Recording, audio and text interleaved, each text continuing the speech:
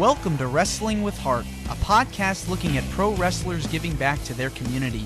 Join me, Stanley Carr, as I interview wrestling's hottest names who use their platforms as entertainers to raise awareness and do community service.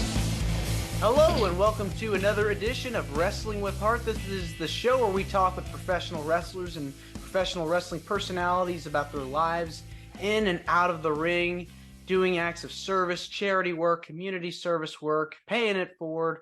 We're all about the positivity here. And with me today is a very special guest. She is a former Shimmer champion, former tag team champion, WSU tag team champion, JAPW women's champion, and MCW women's champion, among others. She's worked with so many different organizations, and I'm very pleased to welcome to the show, Kimber Lee. Welcome to the show. Hello, it's great to be here. Thanks for having me today. Yeah, the pleasure's all mine. So tell me about your childhood. Where did you grow up? Oh, we're going all the way back, right from the beginning. Okay, so I am originally from Seattle, Washington. So that is where I grew up. I'm a West Coast girl, kind of grunge spirit at heart. So yeah, all right. That's where I started out. Yeah. So Washington, okay. Yeah, lots of stuff going on there. Seattle, is that where you said you were from? Yep, I am from Seattle. Okay. I was actually going to Seattle, planning on going to Seattle a couple of years ago, during the thick of COVID, unfortunately, when this was going to happen. So, yeah, not the best time to go, but yeah, I hope to make it up there one day. I think it'll be pretty fun. Seems like there's a lot to do. Yeah, it's definitely a really cool city. I mean, if you get the opportunity, I say take it. It's the whole Pacific Northwest area. I don't think people know enough about. So yeah, they got the big Space Needle. Yes, yes, they do. Big Space Needle. All right. So, what got you interested in professional wrestling? Was it just something you watched, on your own, or did you have friends that watched with you, got you into it? So how I got interested in professional wrestling was, I was never allowed to watch it as a kid. My mom said no. But when I was growing up, it was the Attitude Era, so I kind of get it. I would go, I had a particular set of friends that they watched it all the time, and, I would sneak over to their house, and that's how I would get to watch, wrestling. So that's how that worked for me. I remember with the little bit I did catch here and there, China was always my favorite, rest in peace. But yeah, that's kind of how I got into it. It was kind of when I was younger. I want to say I was around like 9, 10, 11 when I was watching it. Then it kind of tapered off for a while. And then when I moved from Seattle to Philadelphia to go to college, that's how I kind of so it's just kind of a roundabout, convoluted story how I ever ended up training. And I don't know if that's where you wanted my question to go, but I'm headed that way. So here we go. I ended up moving from Seattle to Philadelphia to go to college. I went to University of the Arts in Philadelphia for dance education. So while I was going to school there, I got an after-school job working at a haunted house that happened to be right behind the ECW arena, just happenstance. Because I was working there and was working with just like Philly kids, it wasn't college kids because none of us were from Philly, but the kids working in the haunted house were. I ended up making a really good friend. Her name is Melissa. We're still best friends to this day. And she took me to a wrestling show. And that's kind of how that all happened. When I went to the show, because I didn't know there was anything other than WWE until that moment. Oh yeah, because I was completely ignorant to it. Yeah. That all kinds of promotions. Yeah, no, it's like once that door opens, but so I remember she was like, "Do you want to go to the show, like wrestling show with me?" And I was like, "Oh, like WWF?" I didn't even know there was a name change like that. She's like, "No, not like that at all. Totally different." Because I want to say it was a CZW show we ended up at. But and so totally different. And I ended up going to a show with her. Through her, I ended up meeting Drew Gulak, because I don't know, she knows everybody. So I ended up meeting Drew Gulak and then getting into the conversation about training, and the rest is history. Okay, yeah. I mean, you really defied authority there, getting into the not letting your mom, sneaking to watch it. Yeah, yeah. I mean, that was like the hotbed in terms of pop culture for pro wrestling. I mean, so many people got into it. Men, women, kids. I mean, it was a crazy time. I mean, not just for the WWE, but you had WCW around, you had ECW, you had all the indie promotions. Wrestling was on television, and the media, it was crazy. It was nonstop. Everywhere you looked, there was wrestling going on. That had to, taking it all in, man, was, I bet it was a lot. It was. It definitely was. But I mean, hey, I'm still here. So Yeah, absolutely. Yeah, China definitely was a pioneer in terms of women in wrestling, and how um she was just such a wonderful, not only great character, but a great human being as well. From what I had heard and read. But she definitely, changed the way a woman, should be portrayed, I guess. She was doing all these sorts of things. She was competing for world championships, intercontinental titles, managing probably one of the greatest wrestlers of all time, and Triple H, and working with Eddie Guerrero, and all these different things. So she definitely was an icon. Definitely a great influence for sure. For anyone, not just women, but men too. Anyone. I mean, she really changed the yeah. landscape of professional wrestling. Yeah, I totally agree with you there. And I mean, it's part of why I became the wrestler that I did, and why I fought so hard for, and still do, for intergender wrestling, and why that's because watching China, she was in there beating up the dudes. And so I was like, that's what I want to do. And they were like, but you're, China was like, you're 5'3", Kim, like, calm down. It's like, I'm going to do it. And I did. So Do you feel intergender wrestling should be a normal thing, or should it happen often? Do you feel it should be a I side think thing?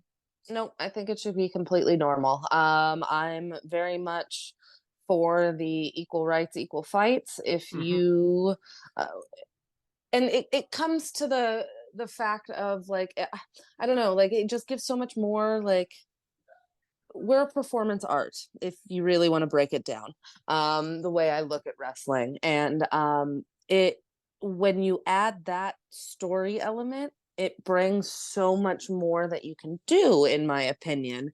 And just it's like watching a Wonder Woman movie or something like that, where she's beating up it's the perfect story. The underdog beats this giant villain, the David and Goliath. Mm-hmm. You see it everywhere. And I don't know, I really like that story, and I can Yeah, watch that story be told over it's a and over and classic over again. story. Yes. And so I think that people get a little too serious with wrestling sometimes. Like, I Mm-hmm. know it is a serious thing, somewhat, like, we're meant to make it serious, but at the same time, it's one of the things where you can suspend your disbelief and go outside of reality for a minute, and the princess can beat the giant. Like, Yeah. it's a cool Yeah. thing. And so I think it should be a regular thing, and shouldn't be frowned upon or Mm-hmm. considered domestic violent, because it's not. We're a Yeah. performance art, we're stunt athletes, we're Mm-hmm. sports entertainment. It's different. Right. So Right. let it Right. be different. Yeah. Were there, other than China, who else were you influenced by? Who are some of the other people you enjoyed watching? Well, when I was sneaking around and watching it, I also liked Lita a lot, and the Hardy Boys. Um, Big fan of, like, Y2J Jericho era. The little hair, I love that.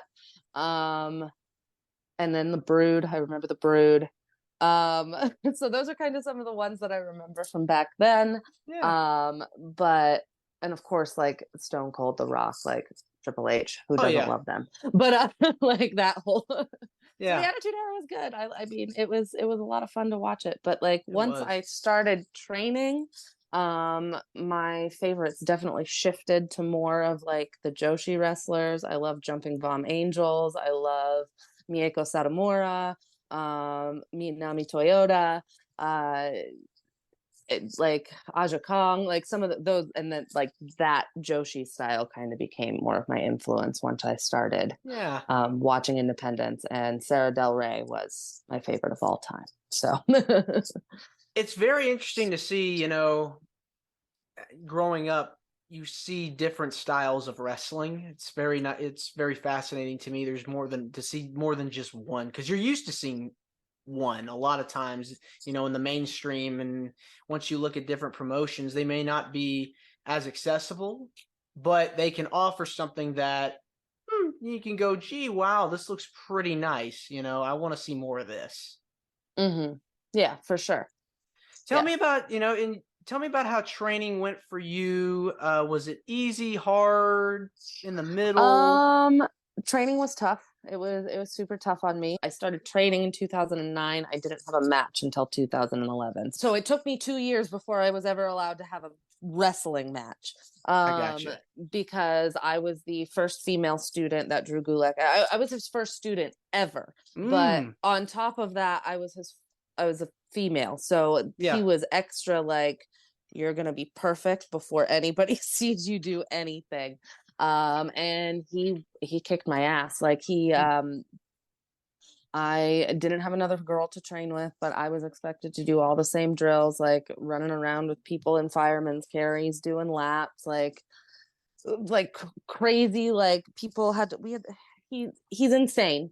I First of all, if you've watched any of his stuff, he's out of his Oh yeah. friggin' mind. Yeah. And so like some of the drills he had us doing, I was just like, are you kidding me? And like, but I figured it out, and I made it. And like, I remember cussing him out so many times, like in my head. But like now, I love you, Drew. Like we've become like uh, really close, and like Hmm. even still, like he'll check in on me every once in a That's while. We nice. always catch up and see what's going on. But yeah, training was really tough because I was expected to do everything the same, even though I was a girl. They didn't care. They were like, if okay, girl, if you want to play with the boys, then come on, like you're gonna play with the boys. So, and I wouldn't want it any other way because it taught me so much having my training go like that. So 2011, you started wrestling. You started having matches. Tell me about any memories you recall of your early days as a wrestler. I was pretty terrible. I remember that. And I remember like right before I was supposed to start wrestling, I broke my hand. And then that set me back like another 8 weeks. But my first match was god awful. Like rain, like just it was bad. Like, oh my God. But I think every single wrestler will say that is like, oh God, my first match. And like, but I even like I'll look at a match from a couple years ago and I'll be like, oh gee, oh, like I don't know. It's always been difficult for me to watch my own stuff. I don't watch it as much as like some other people. Some other people really Yeah. watch to critique. I'm like, nah, I did it, it's done. Like somebody else can watch it and tell me their critiques, and then like I don't need to. But um yeah, I'd say it was just yeah, that's all I got for you with that All right. question. So Okay. So, but you got better over time. You started, yeah. getting your reps in. Yeah, Who are? as we all do, as we all Yeah, do. of course. So, who are like some of your favorite opponents to work with? Some of my favorites of all time to work with will be female wise, Nevaeh. She's always been one of my favorite to work with. Um, just we've always had great chemistry in the ring. Early on in my career, I worked with Mia Yim a lot, and we had a great series of matches. And then, of course, the artist formerly known as Heidi Lovelace, Ruby Soho. Her Hmm. and I had a long history together, and she Yeah. will forever be my favorite opponent. Recently, actually, at a Comic-Con, we ran into each other and we did one thing, but yeah. And you've wrestled some guys too, right? Oh yeah. Of course, got to Favorite, mention that too. yeah, some of my favorite male opponents, probably Mike Bennett. That was a really fun match. My like long forever feud with Chris Dickinson will forever be some of my favorite matches, and that was the chair shot and whatchamacallit move where he threw me across the ring, like heard around the room, around the world. Pazuzu bomb, there it is. Okay. Pazuzu bomb heard around the world. Like that video went viral and World Star Hip Hop and all types of craziness. But wow. So that was definitely a favorite. And then of course Drew Gulak, also one of my favorite opponents. And then I'd say Hollowicked too, the match with Hollowicked where I won the grand championship. So even though it was like less than a minute long, still one of the greatest moments in my career. You find it harder to wrestle guys or easier or different. I wouldn't say it's harder or easier. It's just challenging in a different way. You have to think differently. But I mean, I don't think I've ever looked at as an opponent based on whether they're male or female. It's just, okay, well, this particular person is taller than me and has like this much more power than me. So what am I going to do to survive? Sure. Or this person's about equal to me, so we can tit for tat a little more. Like, yeah, that's always how I look at it. Now, you've had a lot of success in companies like Shine, Shimmer, and Chikara. Any fond memories of working in those promotions? Oh yeah, tons. I mean, I'm still working for Shine. They haven't ran in a few months, but I believe we're coming back soon. And then Shimmer, I have some of my best memories. When I first started wrestling, that was the only championship I ever wanted to win. And being on that very short list of females that have been able to hold that title. And I've also been a tag team champion there, which that list is even shorter. It's an honor. And absolutely.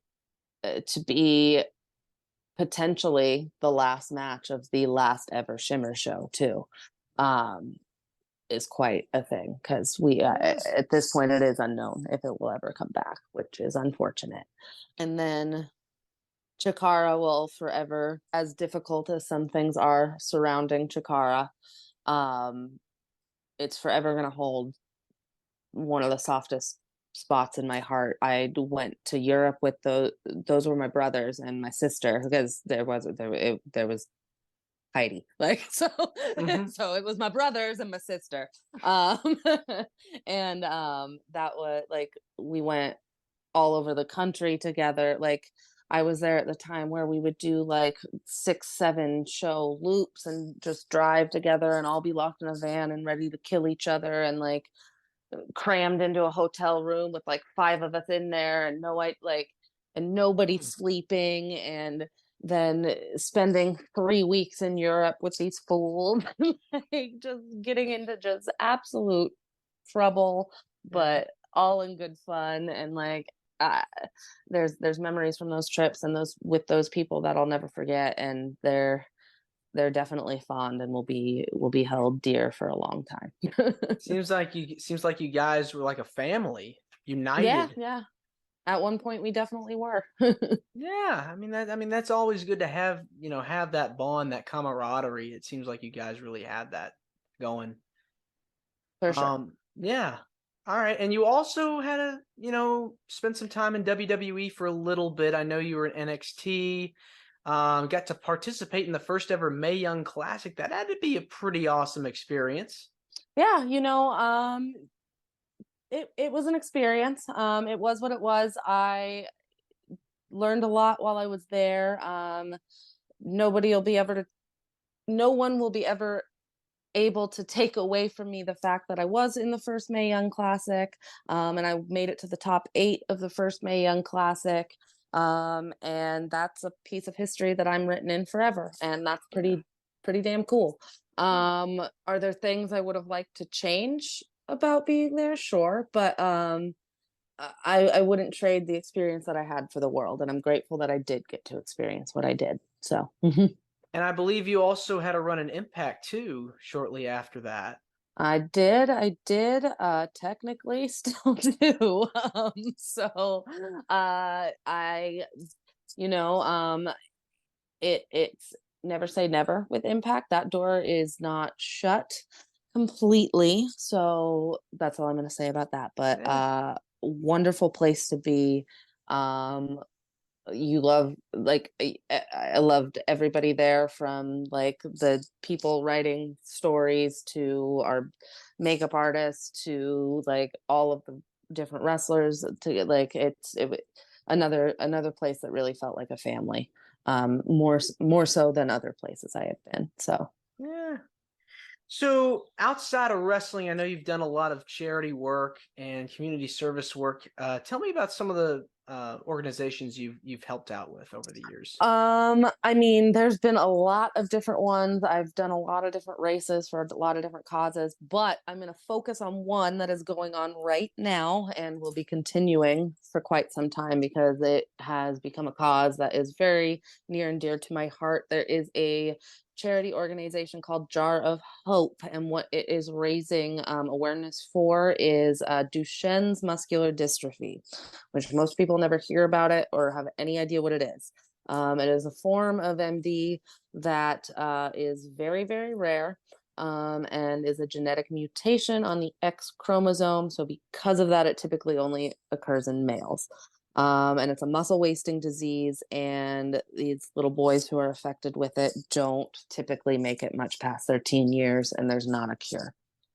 I was fortunate enough to meet the founder of this particular charity, Jar of Hope. His name is Jim Raffone, and his son Jamesy is who he created the charity for, because he is one of the children who has Duchenne's.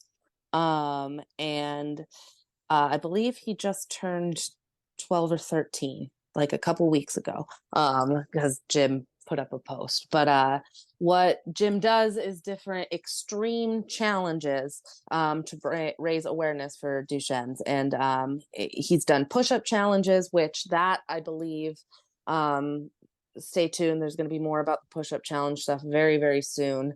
So there's push-up challenges. He's done, him and another group of gentlemen just climbed Mount Everest, and there's going to be a documentary about that to raise awareness. They've done, I know there's like a boxing challenge coming up. The challenge I did for them most recently was I did the Dopey challenge at Disney World. So I ran 48.6 miles in 4 days. We raised over $2,000. I did personally. I want to say made like 89,000 as a team during that run. And then I'm currently trying to raise $600 more. I've gotten 100 so far, before April, when I run another 10 miles for Duchenne's muscular dystrophy. So Jar of Hope, jarofhope.org. Check them out. Yeah. I spoke with Lexi Fife. She's been on the show, and we were talking about her helping out with that charity. So that's pretty awesome that you guys are doing Lexi and that. I did it together. Her and I, we do a lot of our running things together. We're actually running Gasparilla on Sunday. So another race together, but so it's definitely both of us. It's become very near and dear to our heart. So Yeah. and there's some other cool things coming for Jar of Hope. So just keep your eyes and ears out. That also blend into the wrestling world. So Yeah, it's very exciting. Why are you so passionate about helping out in your community? Because I feel like, I don't know if there's any.